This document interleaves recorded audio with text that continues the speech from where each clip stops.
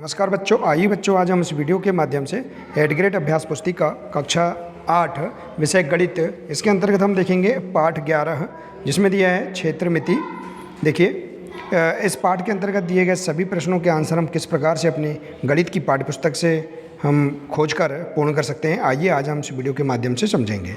तो देखिए बच्चों, यदि आप इसी प्रकार से इसके आगे के सभी वीडियो प्राप्त करना चाहते हैं तो आप हमारे इस चैनल को सब्सक्राइब कर लें, बेल आइकन को प्रेस कर लें ताकि आने वाले सभी महत्वपूर्ण वीडियो आप तक पहुंचते रहेंगे। तो आइए देखते हैं पाठ 11 क्षेत्रमिति।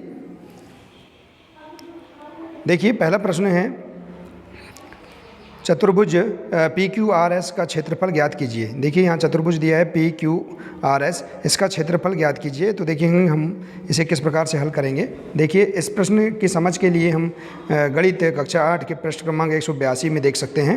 तो देखिए आकृति हमारे पास PQR है, इसमें चतुर्भुज का क्षेत्रफल होता है देखिए 1/2 गुणा D H1 और H1 प्लस H2। ठीक है, तो अब हम देखेंगे विकर्ण यहाँ पर क्या है D, इसे हम मान लेंगे 4 सेंटीमीटर। देखिए QSD विकर्ण है। इसी प्रकार से H1 इसकी ऊंचाई 3 सेंटीमीटर है और H2 इसकी ऊंचाई कितनी है 2 सेंटीमीटर है। ठीक है, तो अब हम सूत्र में इसका मान रख देंगे। तो सूत्र बराबर 1/2 4, D का मान क्या है 4 है। ठीक है,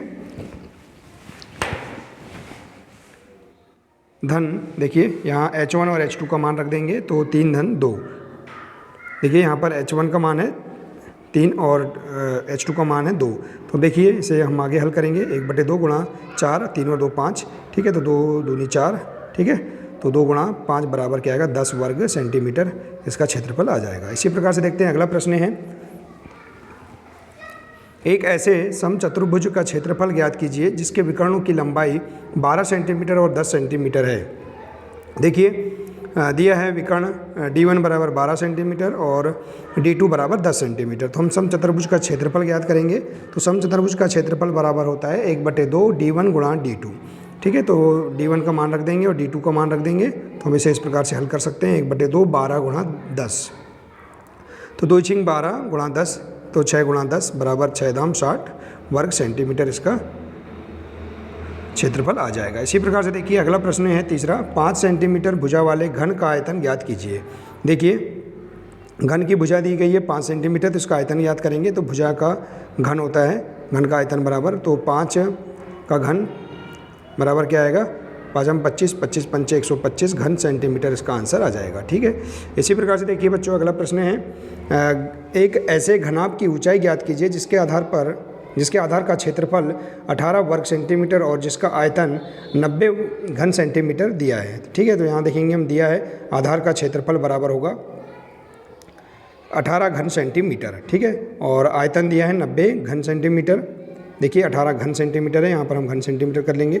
ऊंचाई हमें ज्ञात करना है, तो हम इसे आगे हल करेंगे। घनाभ का आयतन बराबर होता है आधार का क्षेत्रफल गुणा ऊंचाई। ठीक है, तो आधार का क्षेत्रफल क्या होगा 18 गुणा ऊंचाई बराबर क्या होगा। देखिए हम 18 को पक्षांतर करके लाएंगे तो 90/18 बराबर ऊंचाई।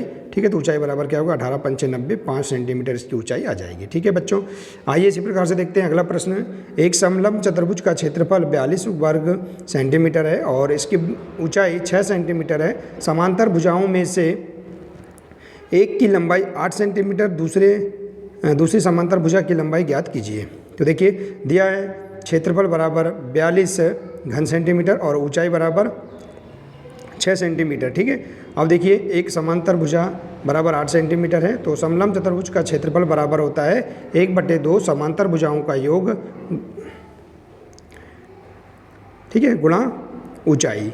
तो देखिए हम रख देंगे समलंब चतुर्भुज का क्षेत्रफल 42 सेंटीमीटर है, 42 घन सेंटीमीटर, और हम देखेंगे समांतर भुजाओं का योग कितना है 8 सेंटीमीटर है, धन दूसरी भुजा गुणा ऊंचाई कितनी 6 है। तो हम इसे आगे हल करेंगे। देखिए 42 गुणा 2 और देखिए 8 धन इस 6 को भी हम पक्षांतर करेंगे तो 42 गुणा 2/6 आ जाएगा, और यहाँ 8 धन दूसरी भुजा, तो 8 का हम पक्षांतर देखिए इसे आगे हल करेंगे तो 6 7 42, 7 गुणा 2 बराबर 8 धन दूसरी भुजा। तो 8 7 दूनी 14, 8 का पक्षांतर करेंगे तो 14 में से 8 घटाएंगे, देखिए तो दूसरी भुजा की लंबाई आ जाएगी 6 सेंटीमीटर। तो इस प्रकार से हम इसे आगे हल कर सकते हैं। इसके बाद देखिए अगला प्रश्न है, एक ऐसे बेलन की ऊंचाई ज्ञात कीजिए जिसकी त्रिज्या 14 सेंटीमीटर है और पृष्ठीय क्षेत्रफल 1936 वर्ग सेंटीमीटर है। तो देखिए माना बेलन की ऊंचाई h, त्रिज्या बराबर क्या है 14 सेंटीमीटर और कुल पृष्ठीय क्षेत्रफल है। तो हम देखेंगे कुल पृष्ठीय क्षेत्रफल ज्ञात करेंगे तो 2 पाई r सूत्र होता है 2 पाई r r प्लस h। देखिए क्षेत्रफल दिया है हमारे पास 1936, ठीक है, तो मान रख देंगे 2 गुणा 22/7 पाई का मान है गुणा r, त्रिज्या कितनी 14 सेंटीमीटर और त्रिज्या r 14 धन h, ठीक है, h का मान नहीं दिया, h ज्ञात करना है हमें। तो देखिए 7 एकम 7, 7 दूनी 14, इससे क्रॉस हो जाएगा। इसके बाद देखेंगे हम क्या बचा है, यहाँ देखिए 2 गुणा 22 गुणा 2, तो हम इसका पक्षांतर करके इधर लाएंगे तो ये बटे में हो जाएगा। तो 1936 बटे 2 गुणा 22 गुणा 2 बराबर 14 धन h, ठीक है। तो 14 धन h बराबर देखिए इसे हम आगे सरल करेंगे तो 22 दूनी 44 गुणा 2, देखिए इसे इस प्रकार से हल कर सकते हैं।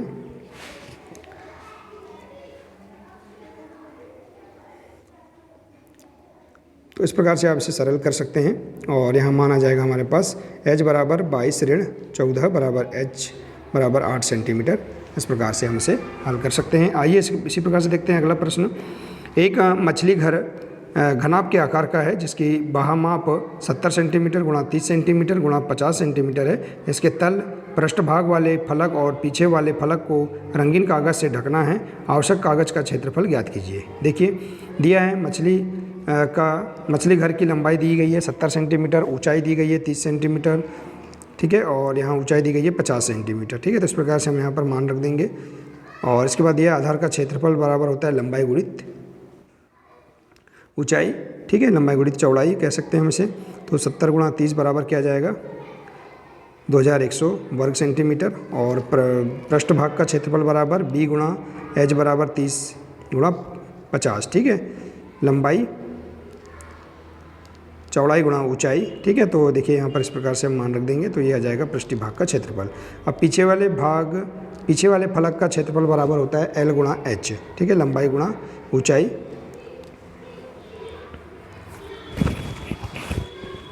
तो इस प्रकार से यहाँ पर इसका मान निकाल लेंगे। अब आवश्यक कागज का क्षेत्रफल बराबर होगा l गुणा b, मतलब लंबाई गुणित चौड़ाई, चौड़ाई गुणित ऊंचाई धन देखिए 2 लंबाई गुणित ऊंचाई, ठीक है। तो इस प्रकार से हम यहाँ पर इसे सूत्र के रूप में लिख देंगे और इसमें मान रख देंगे हम, देखिए इस प्रकार से। तो रंगीन कागज का क्षेत्रफल हमारे पास आ जाएगा, कुल इसे हम इसे योग कर देंगे तो 10,600 वर्ग सेंटीमीटर इसका आंसर आ जाएगा, ठीक है बच्चों। तो इस प्रकार से हम इसका आंसर आसानी से प्राप्त कर सकते हैं। इसके बाद देखिए अगला प्रश्न है, एक घनाभ की विमाएँ 60 सेंटीमीटर, 50 सेंटीमीटर, 30 सेंटीमीटर है। इस घनाभ के अंदर 6 सेंटीमीटर भुजा वाले कितने छोटे घन रखे जा सकते हैं। देखिए दिया है लंबाई 60 सेंटीमीटर, चौड़ाई 54 सेंटीमीटर और ऊंचाई 30 सेंटीमीटर। तो घनाभ का आयतन बराबर होता है लंबाई गुणित चौड़ाई गुणित ऊंचाई, ठीक है, तो हम मान रख देंगे। तो घन की भुजा बराबर होता है, यहाँ 6 सेंटीमीटर दिया तो घन का आयतन बराबर होगा, देखिए घनाभ का आयतन हमने इस प्रकार से निकाल लिया। अब घन की भुजा इतनी दी गई है और तो घन का आयतन बराबर होगा भुजा का घन, ठीक है। तो हम 6 का घन लिख देंगे 216 घन सेंटीमीटर। तो अब घनों की संख्या बराबर होता है घनाभ का आयतन बटे घन का आयतन, ठीक है। तो हम इस प्रकार से यहाँ इसका आंसर प्राप्त कर सकते हैं। देखिए मान रख देंगे 60 गुणा 54 गुणा 30 बटे 216, ठीक है। तो इसे हम सरल करेंगे तो हमारे पास आंसर आ जाएगा 450 घन। तो इतने घन रखे जा सकते हैं। इस प्रकार से आप इस प्रश्न का आंसर प्राप्त कर सकते हैं।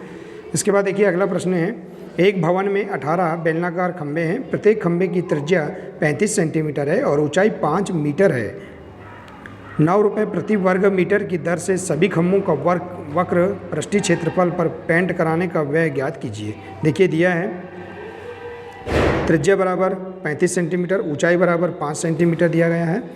तो देखिए यहाँ देखेंगे 100 सेंटीमीटर बराबर 1 मीटर, तो देखिए 1 मीटर में 100 सेंटीमीटर होते हैं। तो देखिए यहाँ 35 सेंटीमीटर बराबर क्या हो जाएगा 35 बटे 100 मीटर, ठीक है। तो इसे हम इस प्रकार से मीटर में बदल देंगे। तो क्या जाएगा, एक खंभे का वक्र पृष्ठ का क्षेत्रफल बराबर होता है,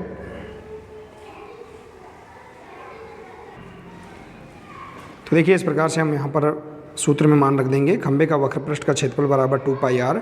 ठीक है, अब इसमें मान रख देंगे हम, पाई का मान 22/7 गुणा r 0.35, देखिए गुणा 5। ठीक है, ऊंचाई 5 है तो हम इसे मान रख देंगे। तो इस प्रकार से हम आगे हल कर सकते हैं। ठीक है बच्चों, अब देखिए 18 खंभों का क्षेत्रफल बराबर 11 गुणा 18 बराबर 198 वर्ग मीटर। तो 1 वर्ग मीटर का 9 रुपये लगता है, तो 198 मीटर वर्ग मीटर में कितना आएगा, 9 का गुणा कर देंगे तो 1782 रुपये। अतः पेंट कराने का व्यय बराबर 1782 रुपये खर्च होगा। इस प्रकार से आप इस प्रश्न को हल कर सकते हैं। आइए इस प्रकार से अगला प्रश्न देखते हैं। अगला प्रश्न है 21 सेंटीमीटर चौड़ाई वाले एक आयताकार कागज़ को चौड़ाई के अनुदिश मोड़कर 30 सेंटीमीटर त्रिज्या वाले एक बेलन बनाया जाता है। बेलन का आयतन ज्ञात कीजिए। देखिए कागज़ को चौड़ाई के अनुदिश मोड़ा गया है, इसलिए कागज़ की चौड़ाई बेलन की ऊंचाई होगी। ठीक है, तो ऊंचाई दिया गया है 21 सेंटीमीटर, त्रिज्या दिया है 30 सेंटीमीटर। ठीक है बच्चों, तो बेलन का आयतन बराबर होता है पाई r वर्ग h होता है। तो 22/7 गुणा 30 देखिए मान रख देंगे इसमें, पाई का मान 22/7 है और r अर्थात त्रिज्या 30 का वर्ग अर्थात 30 गुणा 30 गुणा h का मान 21। ठीक है, इस प्रकार से हम मान रख देंगे। देखिए 7×3 21, यहाँ 3 आ जाएगा। इस प्रकार से हम इसे हल कर सकते हैं। तो देखिए बच्चों, इस प्रकार से हम बहुत ही सरल तरीके से इस पाठ के अंतर्गत दिए गए सभी 10 प्रश्नों के आंसर हम आसानी से इन्हें सॉल्व कर सकते हैं पाठ्य पुस्तक के अनुसार। देखिए बच्चों, तो बच्चों आशा है कि आपको इस पाठ के अंतर्गत दिए गए सभी प्रश्नों के आंसर समझ में आ गए होंगे। बच्चों आज के लिए सिर्फ इतना ही है, मिलते हैं इसी प्रकार से अगले अध्याय के साथ। नमस्कार।